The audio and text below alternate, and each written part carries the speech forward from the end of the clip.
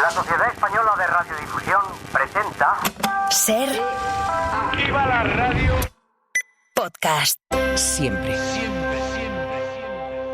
La temporada de cine ha empezado por todo lo alto, con los festivales y con esa larga carrera de premios ya en marcha. En España ya conocemos la terna de las 3 películas preseleccionadas para los Oscar. En este episodio comentamos las posibilidades de cada una, seleccionamos las películas clave de esta edición de Venecia y repasamos los estrenos de la semana con la vuelta de Beetlejuice. Hemos hablado con parte de su reparto y también con los creadores y protagonistas del 47, el emocionante drama sobre la lucha vecinal de Torrebaró. Además hay cine latino con Reinas, europeo con Un silencio, y en televisión nos visita Ismael Cruz Córdoba, uno de los protagonistas de la serie del Señor de los Anillos. ¡Acción!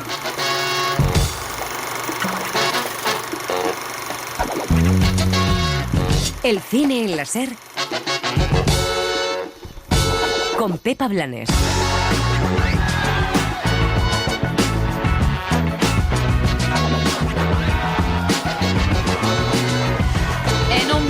El del cine, donde cuesta que directores, directoras y estrellas se involucren en los proyectos que hacen, pero también en el mundo en el que están. Nos ha sorprendido y para bien la fuerza de Pedro Almodóvar, un cineasta que siempre ha defendido la política que hay en sus películas, ya sea en las comedias más costumbristas y alocadas o en el melodrama más sesudo. El director recibió aplausos en el Festival de Venecia por denunciar cómo tratamos en España y en Europa a los migrantes, por cómo los discursos de odio dominan la sociedad. No tenía por qué utilizar su rueda de prensa, donde presentaba La habitación de al lado, para hacer esto. Podría haberse embelesado hablando de sus actrices, de sí mismo, de su cine, de sus logros. Sin embargo, decidió usar el micrófono para hacerlo. Eso le honra como cineasta, pero sobre todo como ciudadano. Lo mismo que actores como Carlos Cuevas, que hoy está con nosotros, que pese a su juventud demuestra su valentía. Y es que la política nos ha demostrado que no es solo posicionarse, también es no tomar partido.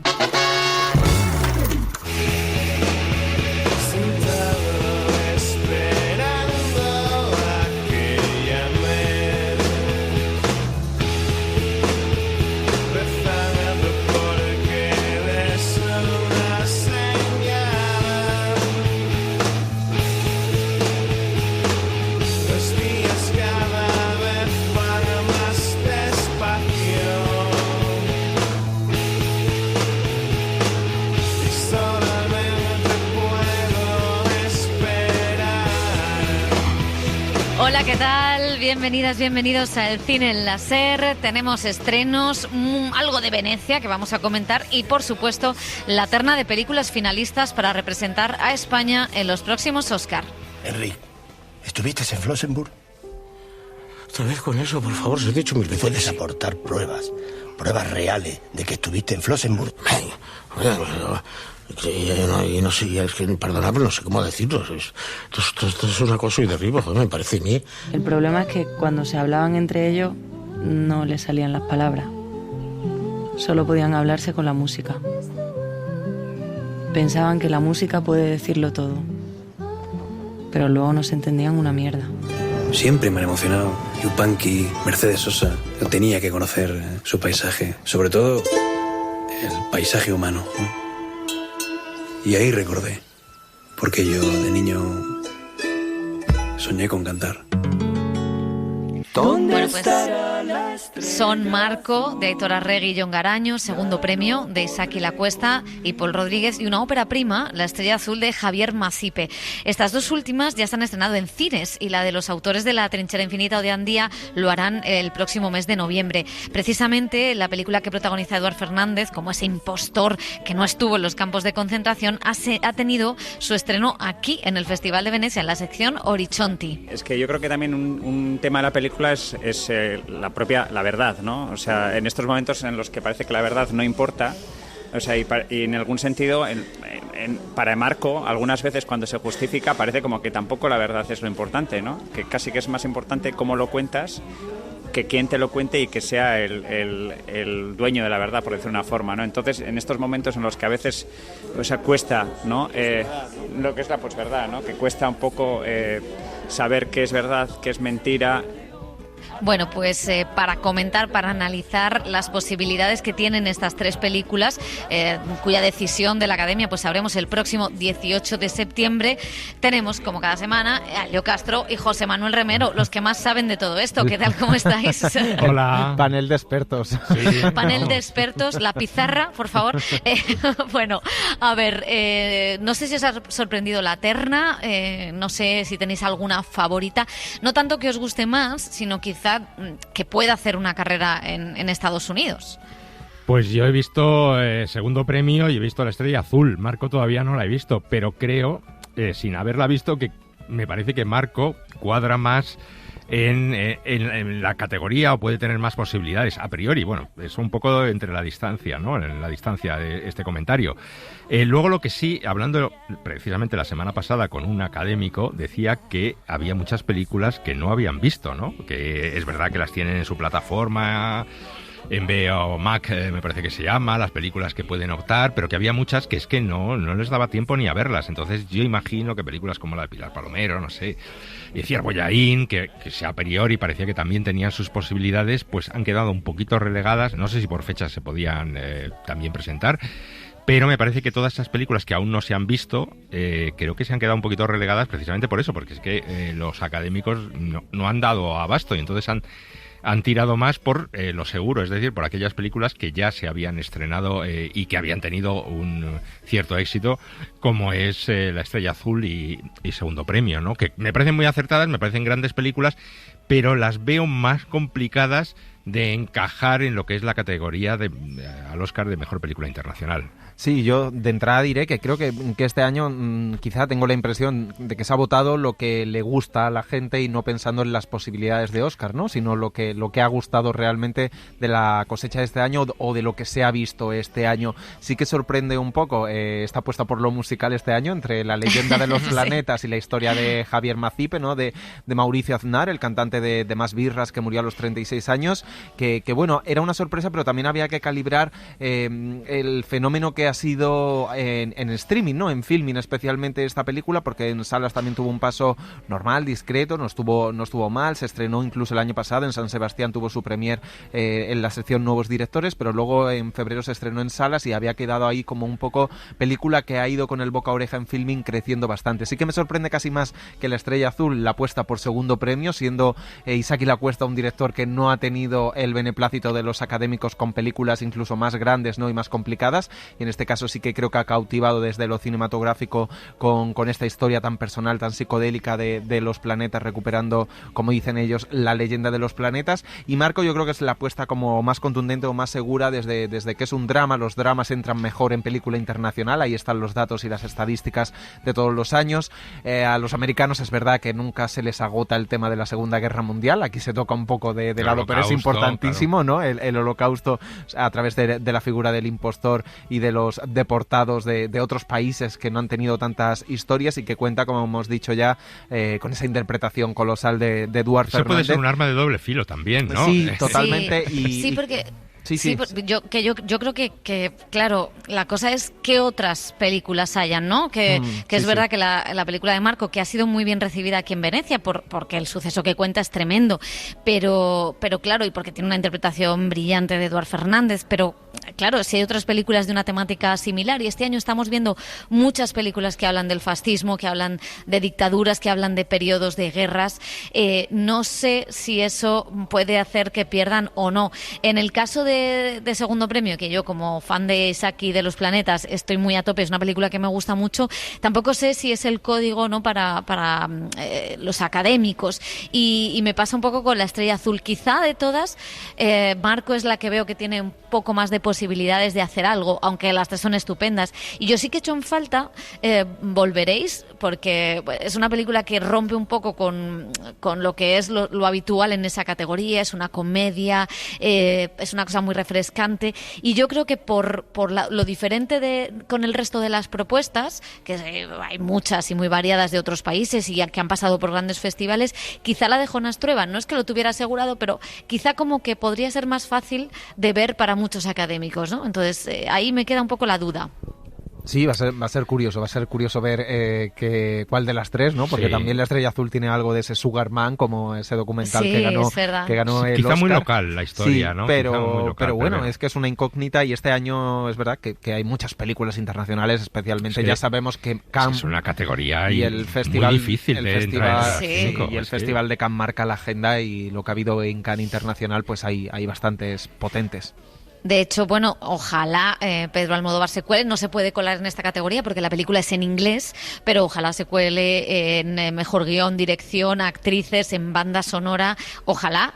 O sea que tenemos por ahí La habitación de al lado. También se ha hablado de que mejor película. Que sería la primera vez que una película española optaría en el Oscar a la mejor película.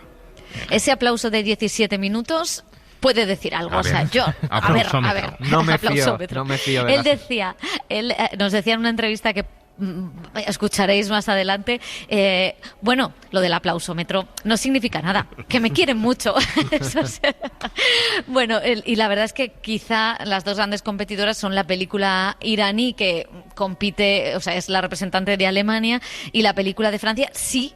Finalmente Francia elige Emilia Pérez y no El Conde de Montecristo, que ahí también veremos lo que pueden o no liar los franceses.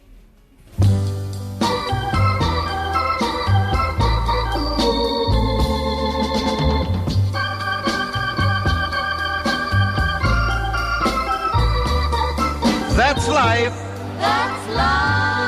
That's what all the people say. Brevemente, antes de irnos con los estrenos, sí me gustaría preguntaros, bueno, José, que ha visto varias, Elio, ¿cuáles son así un poco los titulares que os apetecen de este Festival de Venecia, las películas que ya habéis apuntado? Bueno, hemos visto ya Joker, le vamos a poner los dientes largos a Elio, la película con música, pero que dicen que no es un musical. Luego a Elio como gran experto... La película que no es película, el musical que no es musical, todo así. Elio como gran experto en musicales nos dará su veredicto cuando la vea, y la verdad es que tiene dos interpretaciones fantásticas este año, muy buenas interpretaciones, tanto de Joaquin Phoenix como de Lady Gaga, ¿no? La película sí que ya lo hemos comentado en la crítica que hemos hecho en la página web y en redes sociales, que está más vacía de contenido, con menos historia, y yo de lo que he visto en Venecia, pues bueno, hay cosas muy diferentes, desde ese Baby Girl de Nicole Kidman, que es una película provocativa que a ver hasta dónde llega y cómo la reciben especialmente en Estados Unidos, a una obra que creo que va a quedar una obra monumento colosal, que es The Brutalist,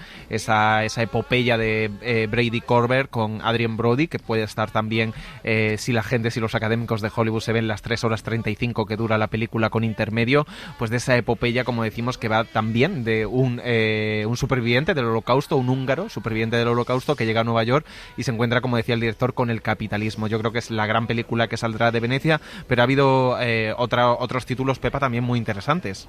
Sí, bueno, Queer ha dividido bastante, entre otras parejas, a José Manuel Romero y a mí, pero yo creo que va a ser una película que de qué hablar y de la que estaremos hablando. Coincido contigo con The Brutalist, tengo ganas también de que la vea Elio Castro, porque yo creo que le puede gustar. Baby Girl, que es una película bastante disfrutona, pero que tiene un pozo interesante.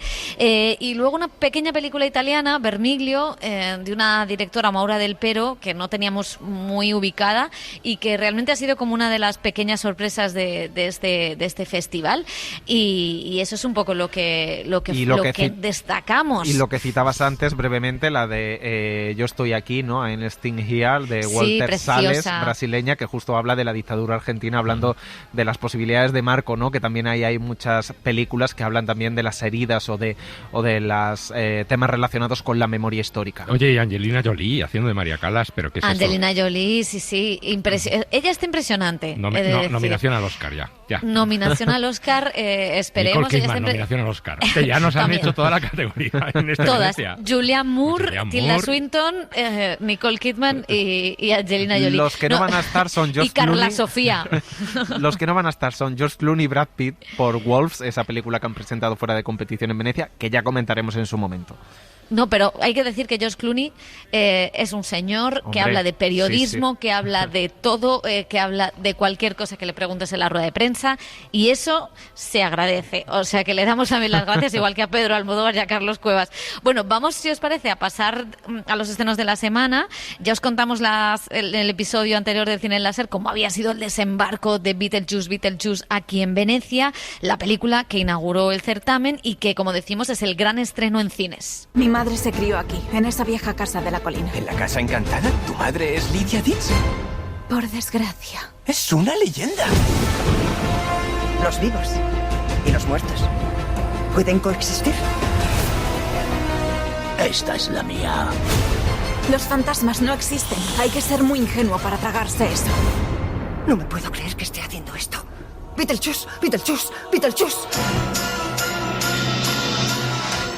Bueno, pues secuela de aquella comedia de terror de Tim Burton de finales de los 80, donde los vivos ocupaban la casa de unos fantasmas y donde una jovencísima Winona Ryder podía hablar con el más allá. El autor vuelve a estos personajes décadas después y vuelve a juntar a vivos y muertos en una historia sobre madres e hijas, sobre tipos tóxicos, con un elenco espectacular en el que ha tenido su renacer aquí en Venecia. Decía el director que no había vuelto a esta película por dinero, que ha sido libre de nuevo como artista y hasta con homenaje al cine italiano. A huge fan of like Mario Bava and Dario Argento, all these people, and so for me, I got to tick a box. I mean, that was the thing about this whole movie. Y es que, bueno, ahora comentaremos, pero la película tiene un homenaje, que es la presentación del personaje de la única actriz italiana, Monica Bellucci, a la sazón pareja del director, y entonces lo que hace es un homenaje pues a ese cine de terror italiano. Decía que era muy fan de Mario Bava, de Dario Argento,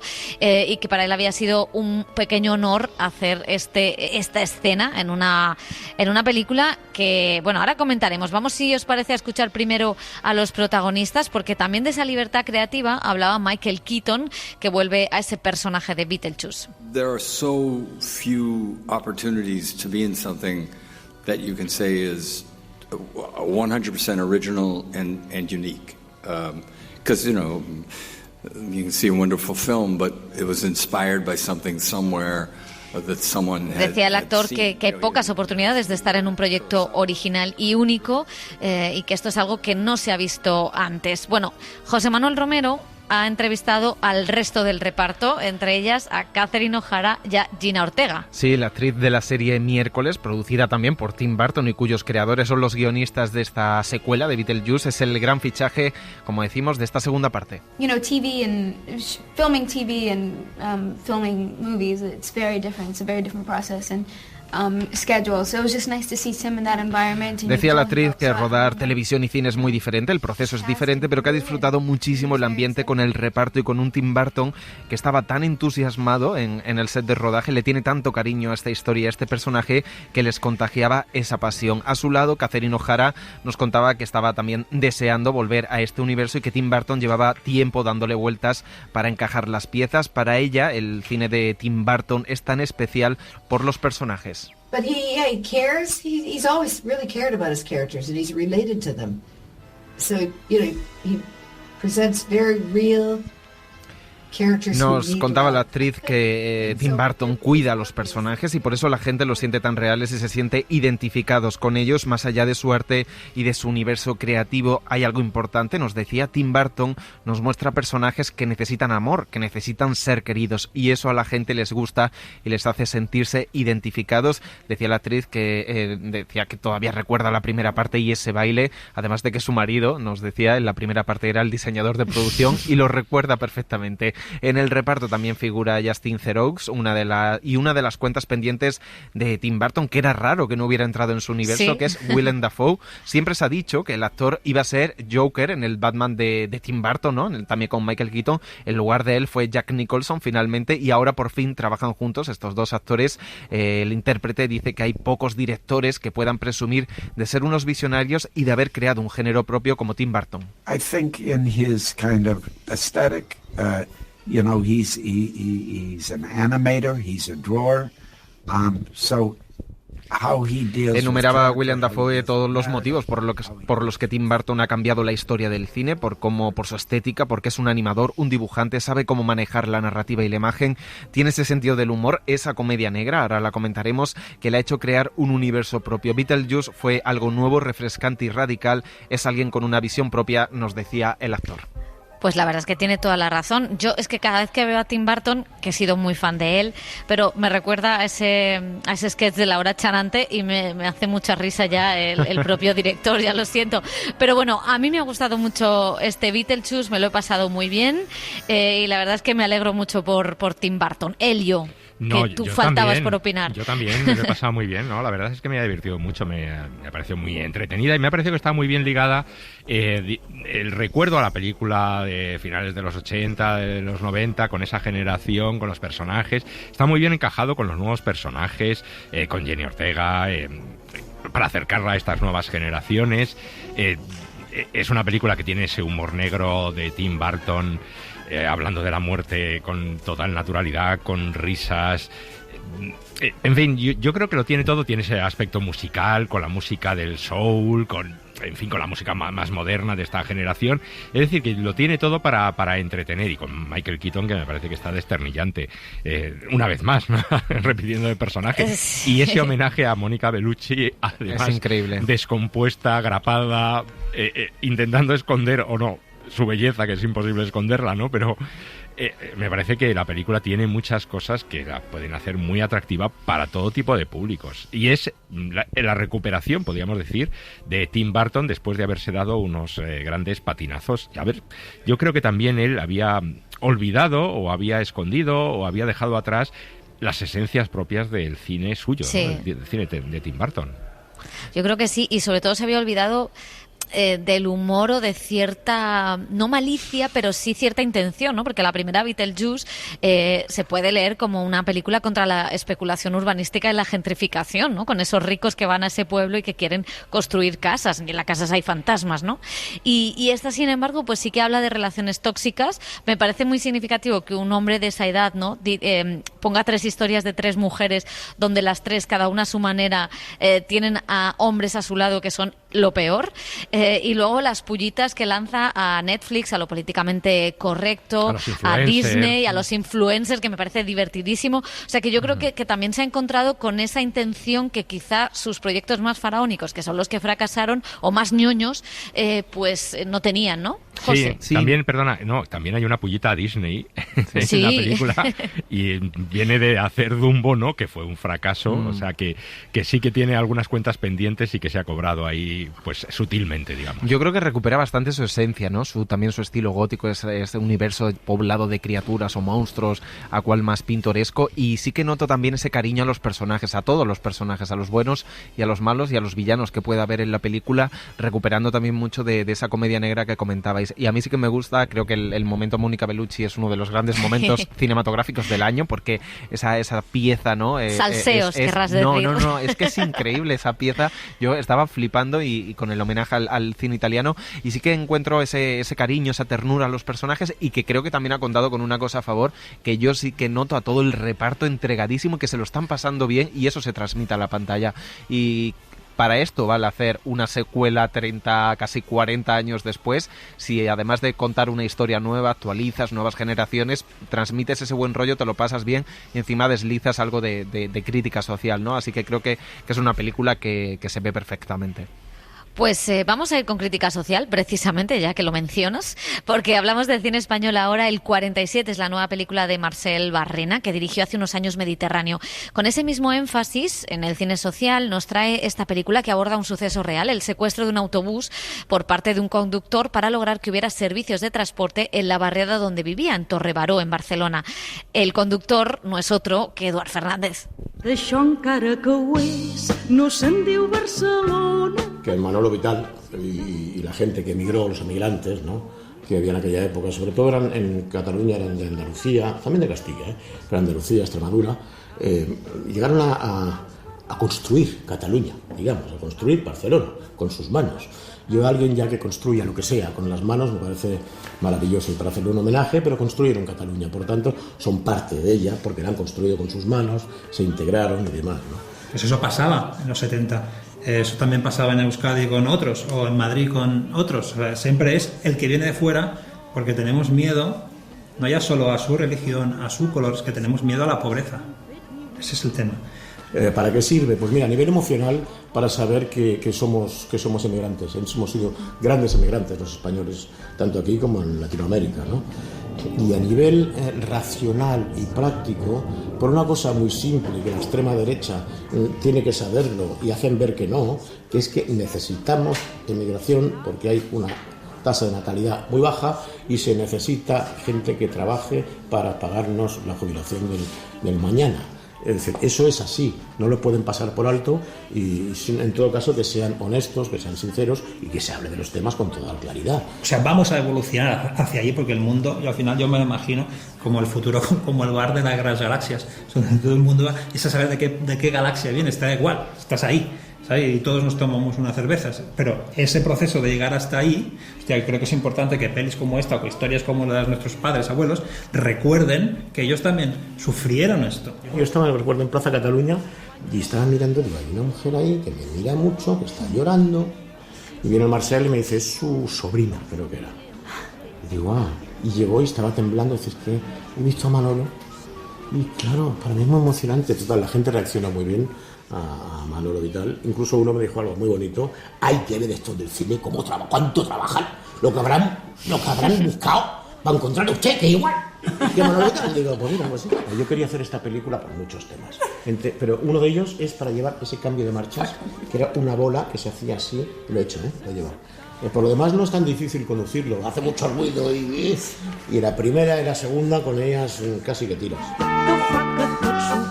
Bueno, pues el actor español que lo peta esta temporada interpreta a este extremeño en pleno franquismo que, como decimos, emigró a Barcelona para buscar una vida mejor, en un retrato del problema de la vivienda y del chabolismo que llega hasta nuestros días. Hemos hablado también con otro actor de la película, con Carlos Cuevas. Tiene un pequeño papel, es un homenaje a Pascual Maragall y también decía a los políticos que sí se implicaron en aquella historia. Es un homenaje, es un guiñito. Sí, hay una historia muy bonita. Se ve que Pascual Maragall y Manolo Vital se conocieron personalmente. Incluso Pascual Maragall fue a dormir. Pascual Maragall se ve que cuando fue alcalde de Barcelona dormía en casa de vecinos para conocer las realidades de los barrios. Llegó a dormir en casa de Manolo Vital y creo que se le dio un reconocimiento durante su etapa en la alcaldía, sí. O sea, que tú eres el bueno y Verdaguer el malo. El malo, sí. Os habéis repartido bien. Sí, ahora a mí que no Verdaguer nos oye, me cae ¿verdad? muy bien, la verdad. No es para nada el malo de mi peli. Pero a mí me gusta, por ejemplo, de mi personaje, que es un chaval, es un tipo joven. Bueno, ya no soy un chaval, ¿no? Un jovencito que trabaja en el Ayuntamiento de Barcelona en una posición bastante baja en relación al poder. Pero me gusta pensar que representa a la clase política que tiene ganas de hacer cosas y que se carga este discurso de la antipolítica que tanto oímos, ¿no? De que todos los políticos son iguales, mismos perros, distintos collares. No, hay uno que no quería ayudar a esta persona a conseguir que hubiera un autobús y en cambio hubo gente que sí, como lo sigue habiendo a día de hoy, gente que sí que se ensucia las manos e incluso que se mueve más allá de sus requisitos laborales para hacer que las cosas, para hacer que el mundo se mueva, ¿no? Que yo arroje estos lodos, porque no sienten, porque no cambian la historia. Pues pueden escuchar la entrevista completa con Carlos Cuevas en nuestro podcast y en todas las plataformas de audio. Estamos por Tierra, Mar y Aire. Y ahora os pregunto si os ha emocionado, ¿no?, esta mirada al chabolismo y la inmigración, que habla de hace varias décadas, pero también está hablando de ahora, de alguna manera. Sí, no, indudablemente. Yo creo que conecta con muchas cosas que están pasando ahora, de migrantes que en su tiempo pues salieron de Extremadura, fueron a Barcelona en este caso, que construyeron, como decía Eduard Fernández, las casas con sus manos, que crearon, y además es una declaración de intenciones del propio Marcel Barrena desde el principio de la película. Esta es la historia de mi ciudad, de mi país, es la historia de Barcelona, es la historia de Cataluña y la historia de España, es decir, es la historia de migrantes que fueron y trabajaron y se integraron. Y es lo que está pasando ahora, ¿no? Y entonces a mí me parece que la película sí tiene esa conexión con esta realidad que estamos viendo tan discutida hoy en día. La película tiene momentos muy emocionantes. Marcel Barrena yo creo que sí ha optado por un cine social, ya lo vimos en Mediterráneo, pero también explicarse a sí mismo su propia historia, la historia de sus padres, la historia de su familia. el propio Eduard Fernández dice, es que yo cogía el 47, ¿no? Y le pregunté yo, le digo, bueno, a lo mejor coincidiste con Manolo Vital. Y dice, pues a lo mejor coincidí, es verdad, pude coincidir él siendo conductor.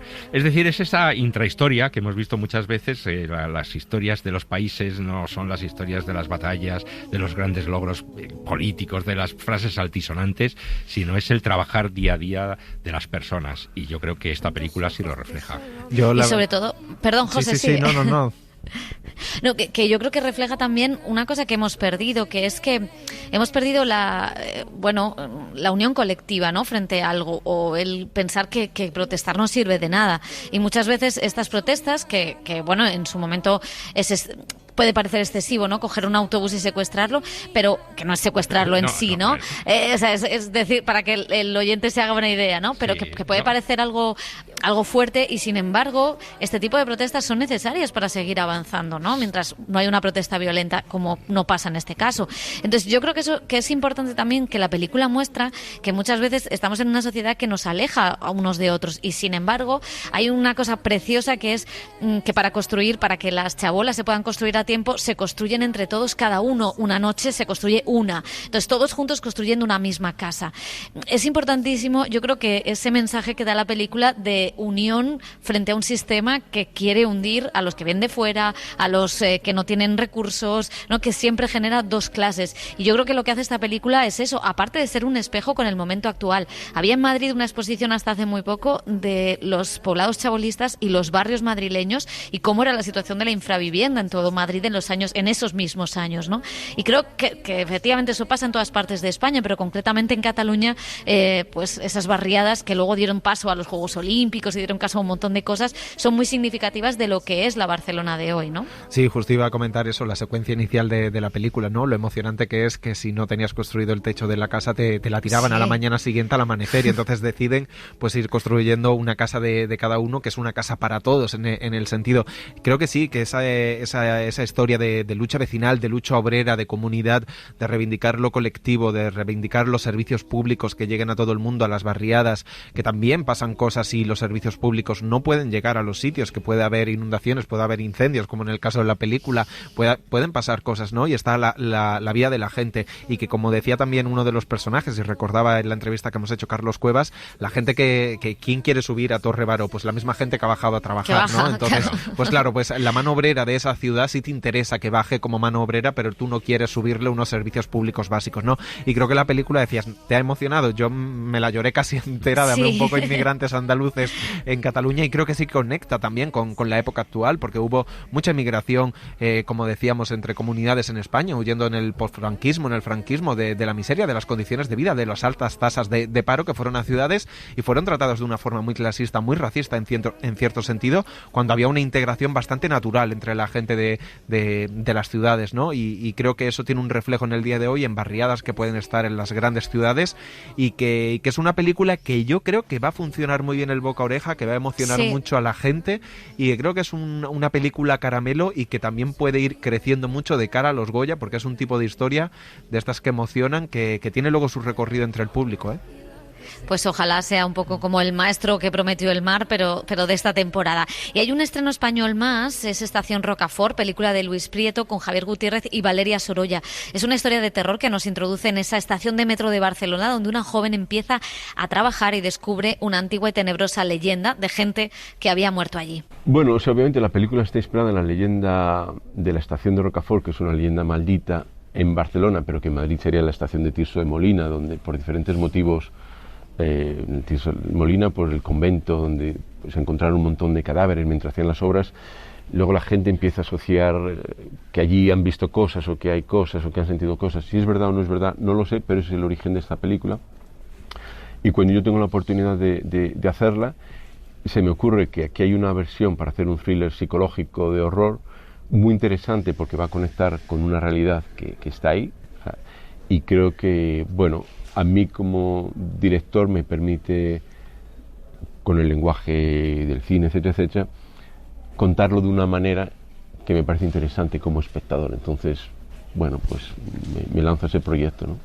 Bueno, pues otro de los estrenos de esta semana que tiene que ver con lo que decíamos del 47, lo íntimo y lo político, que se entrecruzan más de lo que pensamos. Está también en Reinas, que es la película de la directora peruana y suiza Claudia Reinique, que cuenta con producción española y que ha pasado por Sundance, por Berlín o Locarno. Es una historia sobre identidad, sobre familia, sobre migración, que cuenta algo que vivió la propia cineasta, como en pleno gobierno y crisis de Fujimori, una madre quiere exiliarse a España con sus hijas, pero necesita el permiso de un padre ausente. ¿Te parece si mejor vamos a firmar el permiso de salida de una vez? Ya que estás aquí. ¿Ahora? No puedo. ¿Por? Porque tengo que arreglar el carro. ¿Has visto cómo está? Pero a la playa sí puedes ir. Además no tengo acá mi libreta electoral. Vamos otro día. Yo arreglo el carro y además paso tiempo con las chicas.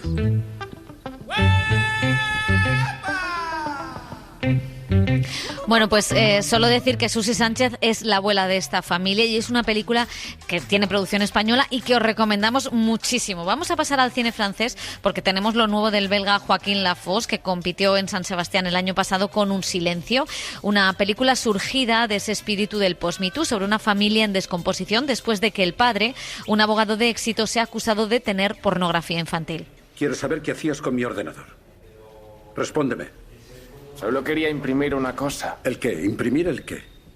Algo para clase. Pues hazlo con tu ordenador, no entres en el despacho. Sí, lo sé, pero era más rápido. No lo pensé. ¿Has visto las imágenes? No. ¿No las has visto?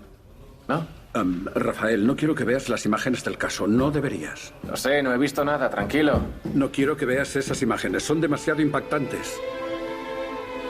Y nos contaba el director en el pasado San Sebastián que esta película habla del silencio y la vergüenza, en concreto en la esposa del acusado, una mujer que no ha sabido o no ha podido hablar. On peut parler de complicité quand il y a une association commune. Y decía Lafosse que no se puede hablar de complicidad en el caso de esta mujer, porque una complicidad implica que has participado en el crimen y en este caso simplemente es un silencio o una vergüenza a contar algo que también es traumático para ella. Ella es Emmanuel Devos, él Daniel Auteuil. Y vamos a seguir con otro estreno francés que es Mi amigo el pingüino, un drama basado en hechos reales y protagonizado por Jean Reno sobre un pescador brasileño que rescató a un pingüino cubierto de petróleo. Necesita ayuda. ¿Cuánto petróleo llevas encima? No te muevas, te estoy limpiando. ¡Es un pingüino! Tiene Y vamos a terminar con un documental, Pepi Fandango, que cuenta la historia de un alemán de 84 años que decide realizar un viaje desde Viena hasta el pueblo de Paterna de Ribera, en Andalucía, para enfrentarse a su relación conflictiva con el flamenco. Y es que esa era la música que escuchaba en el campo de concentración donde estuvo detenido en Francia, ya que muchos niños gitanos estaban con él y cantaban esa música para sentirse menos solos. Ich muss meinem Fandango niederschreiben. Das ist das Transportmittel von Schmerzen, von Leiden, von Hoffnung. Das hat er uns verdient. Die Umgebung, vacío, mierda. Ich kann es auch nicht vermitteln. Ich habe es nicht geschafft. Ich kann damit eigentlich nicht leben. El cine en la SER con Pepa Blanes.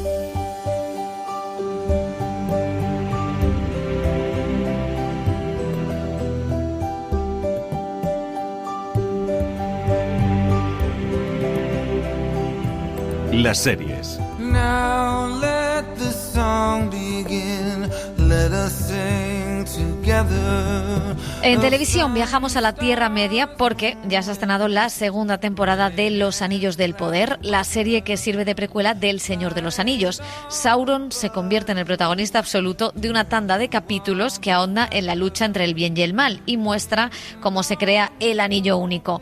Dani Garrán, experto en elfos, hobbits y demás historias, ha estado con Ismael Cruz Córdoba, que es uno de los elfos de esta serie. He visto montañas desmoronándose, aguas secándose y nubes negras encima de torres blancas. Se dice que una vez el impostor se granjea la confianza de alguien, adquiere la capacidad de esculpir sus pensamientos, de engañar no solo su convicción y deseo, sino sus ojos y oídos, de alterar la realidad misma.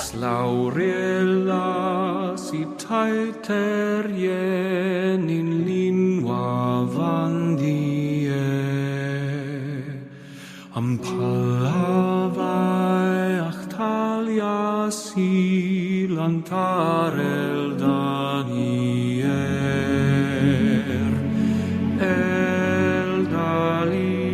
Pues nos acompaña Ismael Cruz Córdoba, el flamante elfo de la Tierra Media.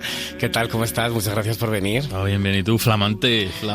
Flamantísimo. Después de esa primera temporada que ya pudimos disfrutar. Bueno, tú interpretas a Arondir en Los Anillos de Poder, la serie de Prime Video que ahonda en el universo del Señor de los Anillos.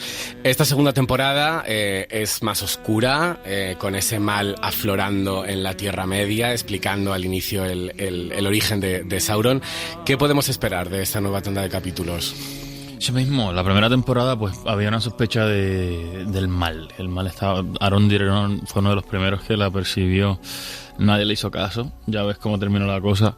Pero entonces la segunda temporada comenzamos ya con ese mal contundente, un hecho de su realidad. Y toca asumir ciertas posturas y tomar ciertas acciones y tomar ciertas decisiones. Y con Arondir pues vimos que pues la pasó malito en la primera temporada, pero luchó, tuvo su arco heroico. Entonces ya en la segunda sufre una pérdida muy grande, y ya en esa pérdida, con todo y ese luto, le toca decidir cuál es su lugar en la Tierra Media, si se esconde o si lidera, si asume su responsabilidad como líder, como padre básicamente también de Theo, o se va por ahí como decimos un lone wolf. Mayormente tiene unas preguntas existenciales bastante grandes, y yo creo que ¿quién soy? ¿Qué compongo aquí? ¿Y cuál es mi contribución básicamente a la supervivencia de la gente de la Tierra Media? ¿Qué sabes de Beleriand? Una ciudad élfica, ¿no? Todo un reino élfico. Yo nací allí. Ahora yace bajo las olas. Cuando cayó, sentí una gran ira por Morgoth, pero sobre todo sentí ira por mí mismo. Es un personaje sufrido, pero un personaje bonito, porque sus preocupaciones, creo que lo ha hecho un personaje muy popular es que, pasa lo que pasamos muchos. El día a día aleatorio, no se sabe. La vida te da una y después te da otra y te da otra, y te pide que hay que asumirlo rápido, ¿no? ¿Sabes? El mundo no se para, y lo vemos a él atravesar todas esas situaciones y continuar tomando la decisión de seguir hacia adelante, pero a la misma vez que pues tiene su sufrimiento, y ¿sabes? Dentro de eso hay algo bien humano. Bueno, todos tenemos en el imaginario cómo se comporta un elfo, a pesar de que no existan. Es verdad que se mueven por motivaciones diferentes a los hombres, son más nobles, tienen además también una diferente manera de gesticular o de moverse, de ocupar el espacio. Además viven miles de años, eso también es un dato importante. ¿Todo esto te ha influido a la hora de preparar el personaje? Claro, hay que tratar de tener algún tipo de conexión con ese abstracto, porque no me cabe la cabeza, por ejemplo, de vivir 1000 años. O sea, yo llevo 37 en esta tierra, y imagínate, bien chévere en tratar de imaginarse lo que eso significa. Puedo ir de una manera superior, puedo ver de una manera superior, ¿sabes? La manera de pararme, de moverme, de luchar. Pero dentro de eso tiene una restricción también bastante grande, porque ahora mismo como estamos, o sea, nuestra postura, nuestro cuerpo, que nos ayuda a gesticular, que nos ayuda a expresar, ellos no tienen eso. O sea, como actor es un reto bastante grande, tengo que ser súper específico, tengo un rango bastante, entre comillas, limitado o diferente para hacerlo, y pues es bonito eso también, porque te obliga a ser específico. A veces uno como que se hace de más. A veces se hace de más en la puesta en escena. Yo lo quiero mucho. Aún no comprendemos por completo estos anillos, pero fíjate en el poder que ejercen sobre toda forma de vida. En manos de Sauron pueden obrar un mal insondable, dominar la mente y la voluntad de todo el mundo. Por eso deben permanecer en manos de los elfos. La primera vez que hablamos en este estudio te pregunté sobre esa oleada de odio, de racismo que sufriste por ser el primer actor latino que interpretaba a un elfo.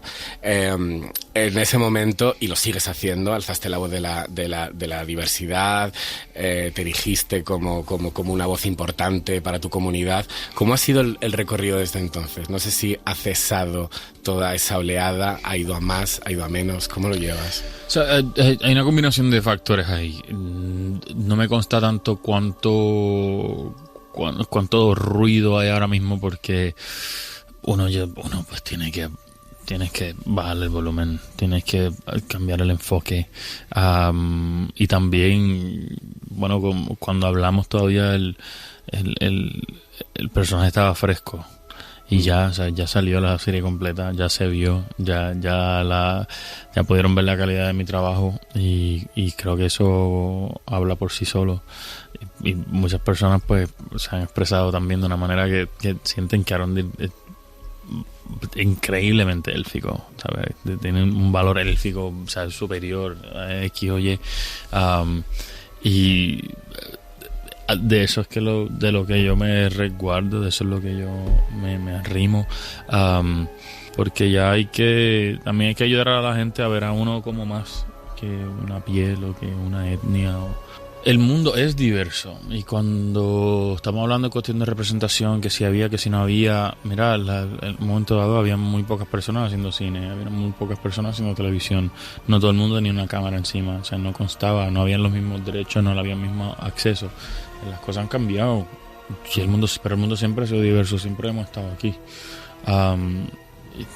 y el arte siempre debe reflejar sus tiempos, y son los tiempos, yo existo, y no soy el único. Y sí es importante el mundo de la fantasía. Si en la fantasía no se puede poner a personas diversas, ¿dónde los ponemos? ¿Sabes? Que es un sitio donde hay árboles que hablan, que si dragones que son ávaros, que enanos. Es el sitio especial, y lo que la gente subestima mucho la fantasía.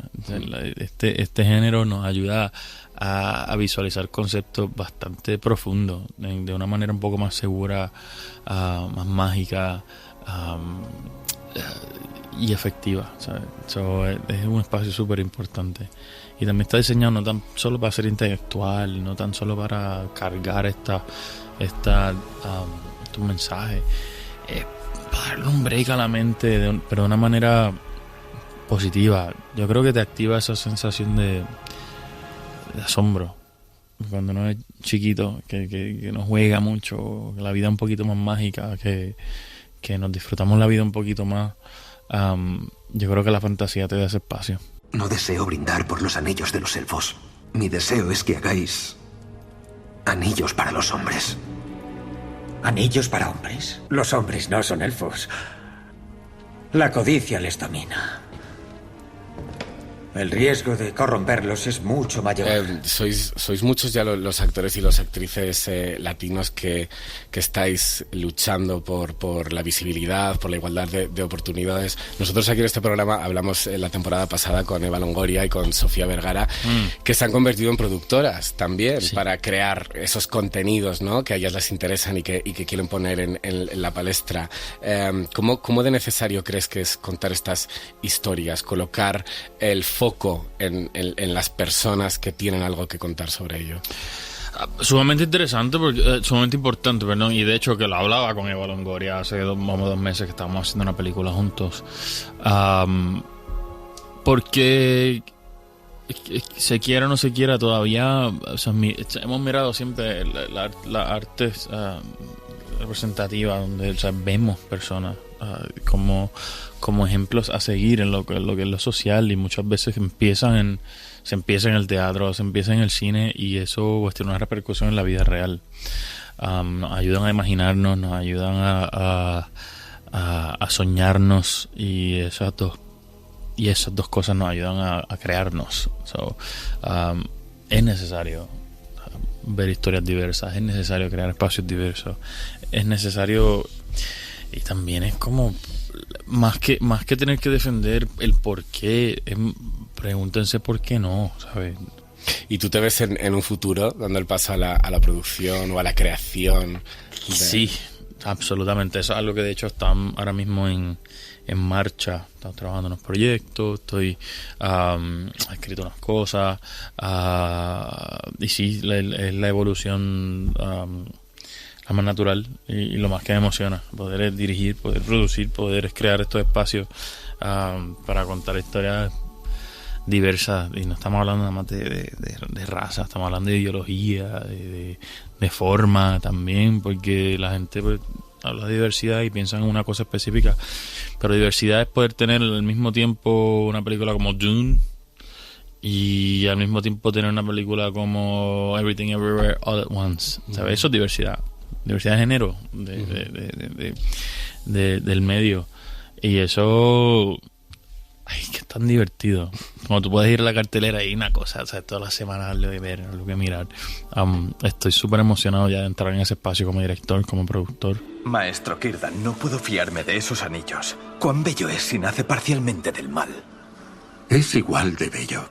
¿Arrojarías los versos de Rúmil a las llamas porque el poeta era un borracho?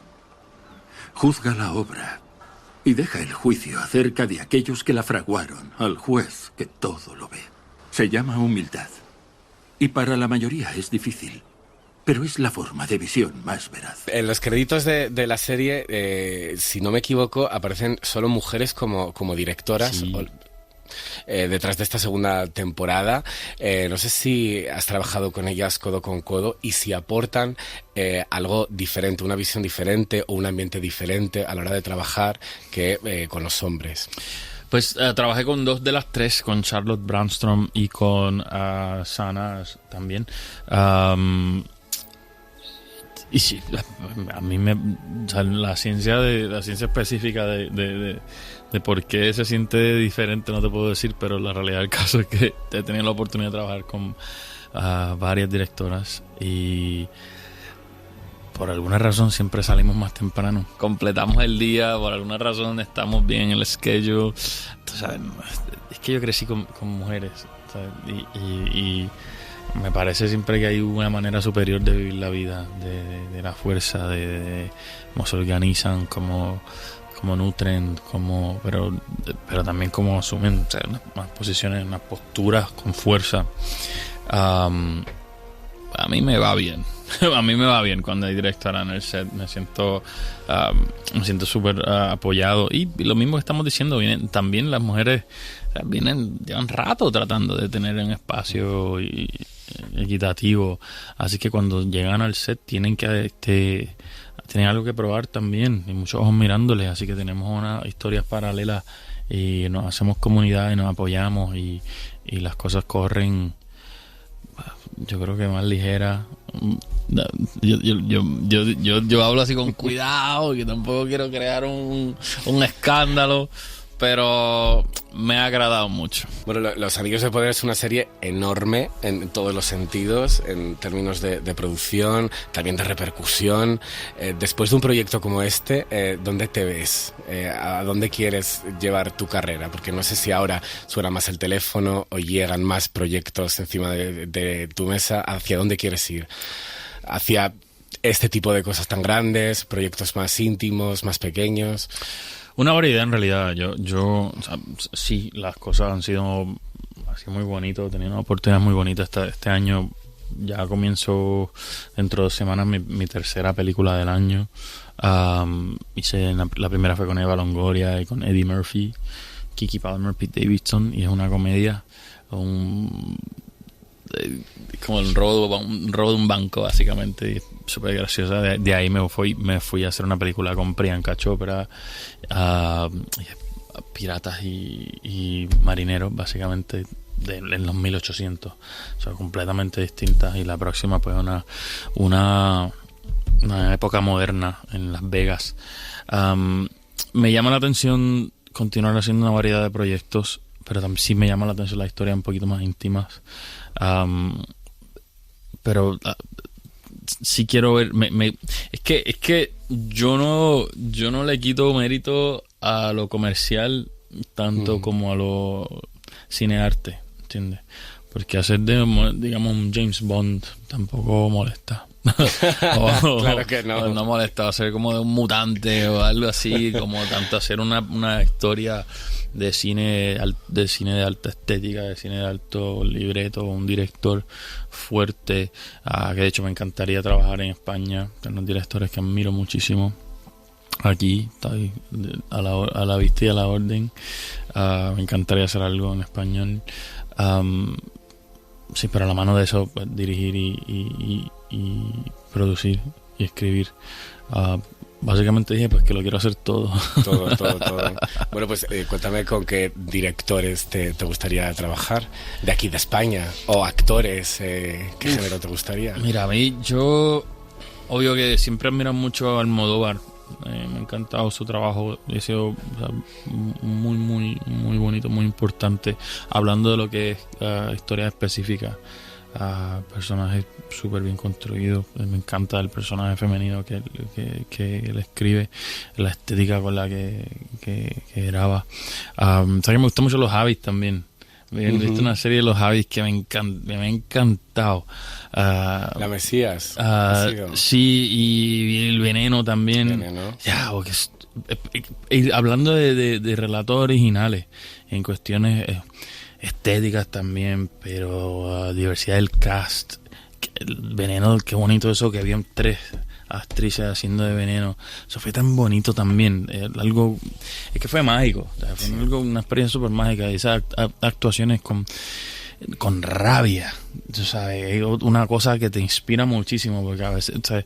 Eso es lo que me gusta también de los actores y las actrices en España, que yo digo son rabiosos, ¿sabes? Pienso en eso también, pienso en Penélope Cruz subiendo esa cuesta en Volver, que se encuentra con todas las vecinas bajando, y esa manera de actuar. Bueno, amigo personal, y tuve la oportunidad de trabajar con él en El Señor de los Anillos, pero me encantaría hacer algo con Antonio Bayona. Bueno, no es un secreto, aquí en España tienen una gesta cultural y una propuesta cinematográfica increíble, y nada, me gustaría formar parte. Creo que estaría muy chévere entrar en esto. Aquí puedo hacer el acento, no se preocupen por eso. Unas clasecitas y hay que ajustarlo. Pues nada, dejamos aquí el encargo, a ver si nos oyen los Javis o Pedro, y te dan un papelito para lo que sea. No, claro. Pues nada, Ismael Cruz, muchas gracias por venir a visitarnos otra vez, y mucha suerte con la Tierra Media y todo lo que nos queda, que seguro que nos queda mucho. No, gracias a ti, gracias por el apoyo, gracias por tenerme. Bonito tocar bases y hablar un poquito más de la jornada, y ojalá la próxima estemos hablando de algo que hice con Pedro, con los muchachos, algo que escribí, no, de seguro se nos da. El cine en la SER con Pepa Blanes.